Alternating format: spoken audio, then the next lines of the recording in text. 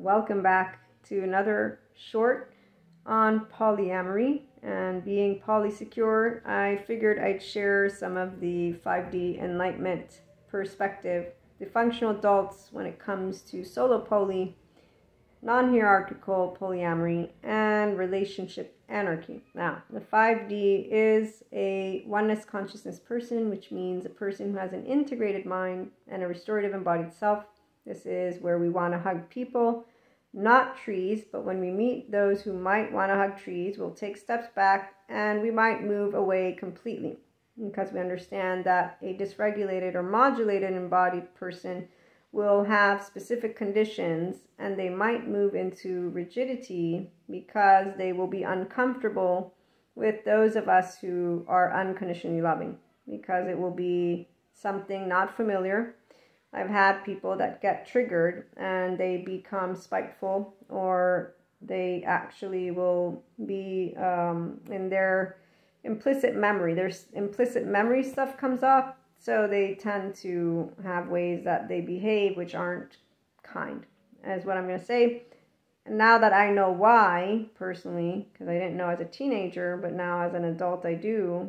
And when you understand that, again, 5D is you, a person who's moved into becoming the adult version of you. You don't need necessarily someone, but if you do have someone, it would be a very good somatic sensory motor therapist who explains to you how the attachment category is important, explains to you what a rigid mind is. So Daniel Siegel is the one that I get to learn about interpersonal neurobiology from, and how an integrated mind is a mind that has a right and left mode that communicates effectively. So we have a very greatly good developed corpus callosum. We have a good developed hippocampus, the amygdala. We have a prefrontal cortex that has been able to develop effectively as well. And then we also have the connectome is effectively interconnected. The unresolved trauma individual has a non-integrated brain. And so when a person isn't working through their trauma with the state of compassion, so you can remove, quote unquote, move beyond, they say you don't actually move out of it, but I don't actually know that, because I've only loved life, so I don't know what it's like to not move from one emotional state to a state of love. I don't know what it's like to suppress emotions. I don't know what it's like for anything that comes up to be pushed down. In fact, my experience with the demo that I got to do and that sliver of traumatic memory that I felt at that heart, I'm like, wow, okay, that was a tiny bit. So I can know from that tiny experience how hard it is for people to address what comes up. But I actually can't know what it's like to want to consistently remain in a dysregulated or modulated embodied self. Like, I don't know that experience. I know how it is to be in a restorative embodied self, and to know that anger, the few times it's happened by accident, but it was like poison in my body. It took me, the one memory that I have, which was for work stuff, it took me 3 days to get out of this stuff that was in my body from having vented for no other reason except for I had one of those things happen, and I remember not getting support by my loved ones about not venting when I was actively saying, I don't want to vent, it's not productive, I don't agree with it, it's a waste of time, it also creates a chemistry in my body. And I didn't know anything yet about integrated mind. I didn't know anything about the restorative embodied self, but I still remember that day. To this day, I have an image in my brain. So when you are in the Enlightenment Soul Age group, pretty much your entire life, you will have a natural process of moving into an integrated mind with that inner growth mindset, because you don't look at life as a conflict or as torture, because you don't feel emotions as torture. And we're not afraid of feeling our emotions. We're engaged immediately in a body that's safe. Okay, so with that being said, non-hierarchical polyamory and relationship anarchy, as well as solo poly, from that enlightenment functional adult perspective. One, for solo poly, it emphasizes personal agency. This is where you don't seek to engage in relationships that are tightly couple-centric or financially or domestically entwined. You are a person who emphasizes autonomy, the freedom to choose your own relationships without seeking permission. from others, and the flexibility to form your relationships however they may be. And it's also a misconception, thank you Jessica for making that clear, because it's true. It's a misconception that people think solo poly are either more casual or less committed in their relationships. No, we actually are people who love forever, which is the difference for the Enlightenment soul age group, because the other soul age groups, they actually believe in soul contracts ending, and here's the 4D and 3D community, or just other individuals who consistently think of relationships. And here I'm going to use the Rumi quote: those who love with eyes say goodbye. Those who love with heart and soul don't know goodbyes, because we don't know separation. So Enlightenment soul age group person comes at their relationships from that. Furthermore, we don't use our time in any way of, oh, it's only a moment. We don't do compulsive either, and we understand those who do, and so it's a choice, of course. But yeah, when I've shared about my solo poly status, even though it was in different ways, I have been told by people, oh, you must not know what love is, or, oh, you must be doing it because of trauma. These are two things that I got told, and they actually are things Jessica talks about. The part about relationship anarchy, I was a teenager when I made a similar statement to my first, basically, long-term relationship, which was, you're not going to be more important than my friends. You know that, right? All of you are loved equally. And they actually sat me down, my family, this person, I think, and basically drilled me on how I had to pick someone who was going to be more important than others, because they just could not allow me to say, I love equally. I don't know why you guys are gauging this love thing. It's not something that has a measure. So relationship anarchy is actually where you don't make a distinction between the importance or value of lovers or friends or people in your life, and you don't reserve intimacy or romance only for people who you might have bodily intercourse with. Yeah, that's where, again, a lot of people not in a state of let's love people. I get it, everyone's different. The other part before we move into more of the topic is, where are you? Non-hierarchical. And this one is about not having a ranking system of primary or secondary, because polyamory, some have a primary partner and a secondary. So yeah, all people are important, and all people, basically are prioritized, which completely, I mean, to equate a person's value is actually not something we feel that is natural. The person who's in the Enlightenment soul age group. And it's not because this title means that you are better than anyone else. It's a way that you're able to move beyond what is societal construct, because you understand that some people need these ways to be told how to live life, and some of us don't need to be told how to live our life, because our self, which is actually how we all have a self. The difference with an integrated mind is that you're able to stay a differentiated self. So my thoughts and my emotions, me, Maria, the person, can be different than yours. And if you insult me, I won't be reactive, because my worth does not depend on your words. Your reactiveness doesn't mean anything to me, except for you are in your biological rudeness, which is a red or yellow state. You're in a self-preservation mode. You are reacting with what is an adaptive child response, harsh, unforgiving. You're a rigid mind that basically is now transferring an emotional response to an opinion that may or may not have anything to do with you. And I can break it down in many different ways. And I will also say this. I understand when I've been insulted before, or when people have actually thought things because of these ideas and conditions that people have. And so that's where we actually don't take offense, because a person who is enlightened in any way, shape, or form will know about the emotions that come up from that right brain stuff, the brainstem. And that's where it's not only about intuitiveness, it's actually about really taking steps back and knowing when I get stressed and I get really angry, I know what happens to my brain. I remember when I was a teenager, I was like, okay, I need to not get angry because I want to do politics and I'm going to have to talk to people. And my brain feels fuzzy. So when you get angry, your hippocampus gets saturated with cortisol. And you're going to start not thinking clearly. Okay, so with all that being said, when you engage in your relationships in a polyamory way, not because of anything sexually based, it's because you grow intimate relationships from the heart and soul of you, and you're able to present in many different ways, shapes, and forms all of this, you're able to welcome all the people that will be a part of your life and vice versa. When you're a functional adult, you grow all your relationships. Okay, so when we have people who basically do biological rudeness, manipulation, gaslighting, ghosting, there's also people who will pretend like nothing happened when there was supposed to be like an important conversation. This has happened to me before where I actually was like, okay, so we're not going to talk anymore, right? This is done. Oh, no, we'll talk. We never talked. But that's okay. It was not the first person. Actually, I have another funny story about that one. This was a person I had dated for some time, and the first month of our relationship, they gave me flowers. Every day they'd give me flowers, and I was like, look, you're not going to give me flowers for every day.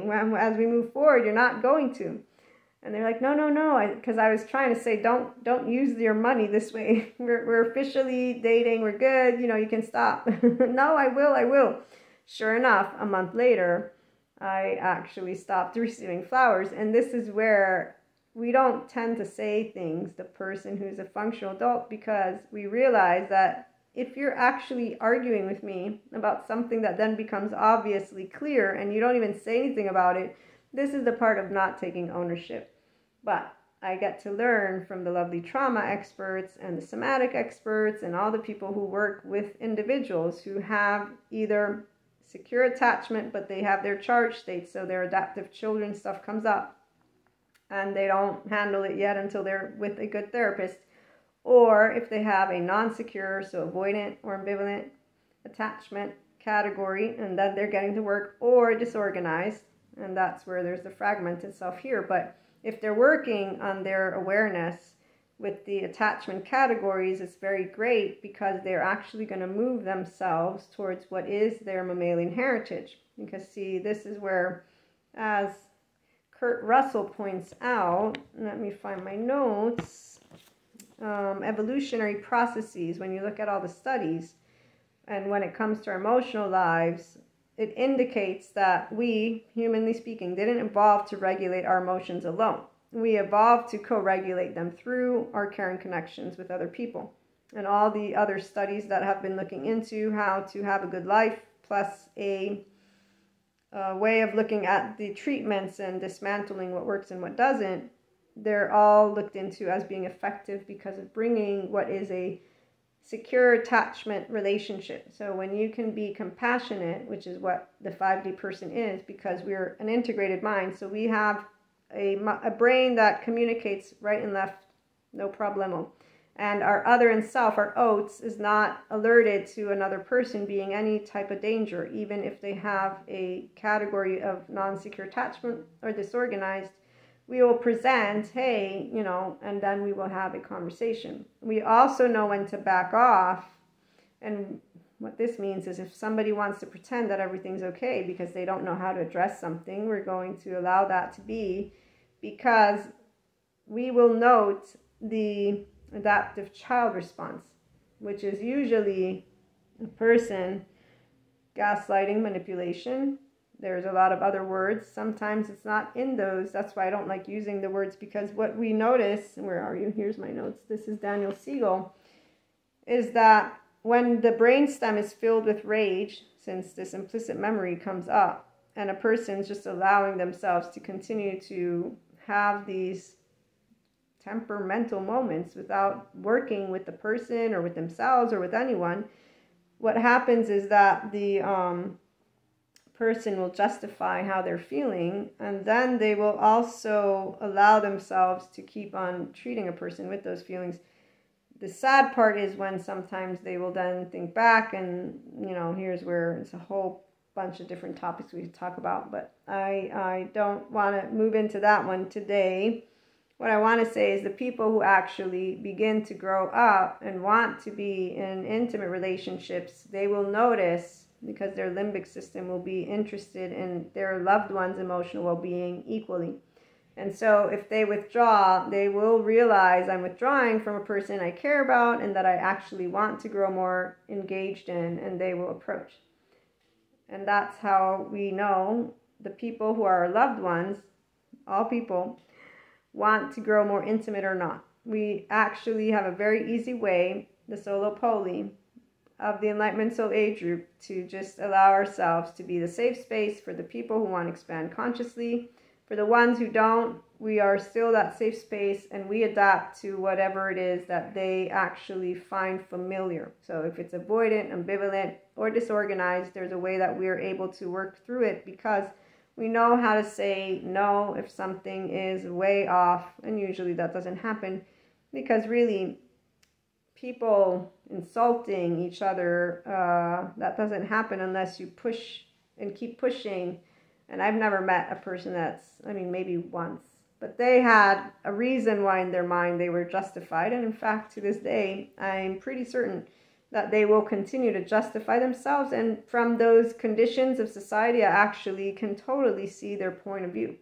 But what I also noted is the hypocrisy in not allowing room for conversation, but only allowing for them to justify their actions, which was their ability to yell and insult and do that and this. And so here's where a secure attachment person is not going to be in the space of, let me actually try to work something out where I was not given what would be a functional adult's due respect. Meaning, you're going to yell at me and then you're not going to let me talk to you. Or if you're going to make accusations and you're not going to want to hear the other side of the story, you're not really having a conversation. What you want to do is insult and basically make your statements, and then you want to close it. So you want that, which is great and dandy. We don't say yes or no to communication because love is always in the air. What we say yes to is growing relationships. And when people make their adaptive child choices, so they're harsh, unforgiving, they insult, they do, because see, gaslighting, manipulation, and all these other aspects for a 5DC person in the Enlightenment Soul Age group, we know. I've tapped into meaning in time, please appeasers, collapse submitters, attached crying. These are safety behaviors. So I actually hold compassion for all these behaviors. I've seen people in avoidant, ambivalent, disorganized have compassion.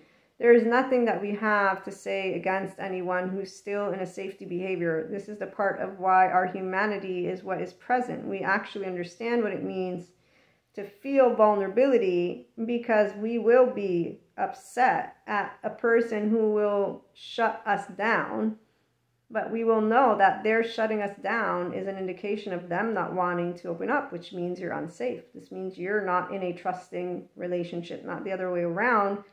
And we just don't want to have to deal with the 2 or 5-year-old, which is the implicit memory that shoots out of your brainstem and that then is going to be transferred and insult or accuse. And again, those few times that it's happened to me, very few times, I'm very understanding of what I could have maybe done, but really being authentic and transparent is very straightforward for us. So we will not have lied. We will not have had second motives. We will not have behind us, let me try and trick you.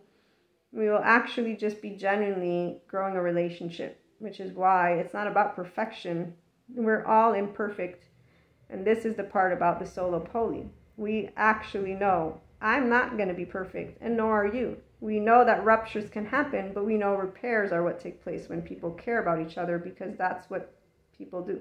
Our relationships are forever because that's what unconditional love is. This is the 5D spectrum. It's not something challenging. It's a simple choice of knowing that I and you share what is a mammalian heritage, and that we learn to co-regulate, but we can learn to self-regulate. As Terry Real points out, I agree with what he said. He says your parents are your parents. Partners not supposed to be parents.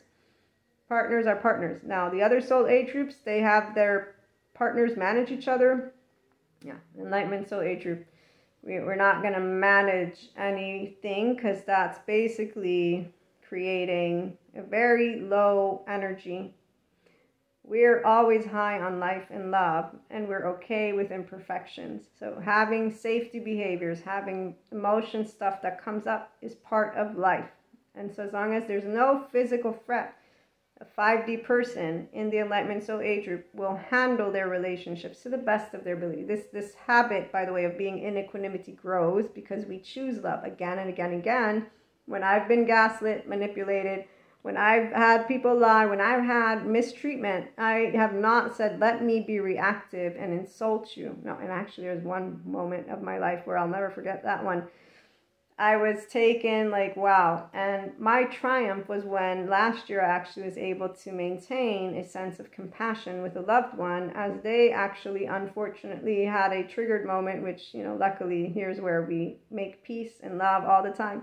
So all the things were fine and square, but I was so proud in that moment because, see, this is where a 5D body will want to only be in a state of love, because we do understand that people suffer. We may not feel the suffering the same way because we don't have this shame cycle. I don't know a shame cycle. I know a love cycle, and I know it because I chose it as I grew up.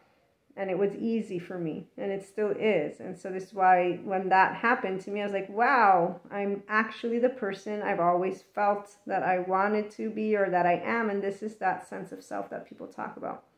So here's where at 43, I'm actually the same person that I wanted to be as a kid, but I'm more of that because I'm emotionally mature. And I'm able to work with my implicit stuff, and I'm able to work with my body, and I'm able to work with my words, and I'm not doing it perfectly. So none of us are perfect, again, and this is why we have compassion. We don't allow for physical anything of danger to happen. We allow for other areas because we do actually know there are more people that have unresolved trauma than they realize, and then there are more people that choose to be in their charge states 2 or 5-year-old than they realize. And no matter how it is, if they're in their safety behaviors, they're not hearing you. So we just don't want to use that time with their adaptive child. If they want to grow relationships, they grow vulnerable. If not, we learn how to navigate spaces with love. So looking forward to hearing your thoughts and experiences. Talk again soon.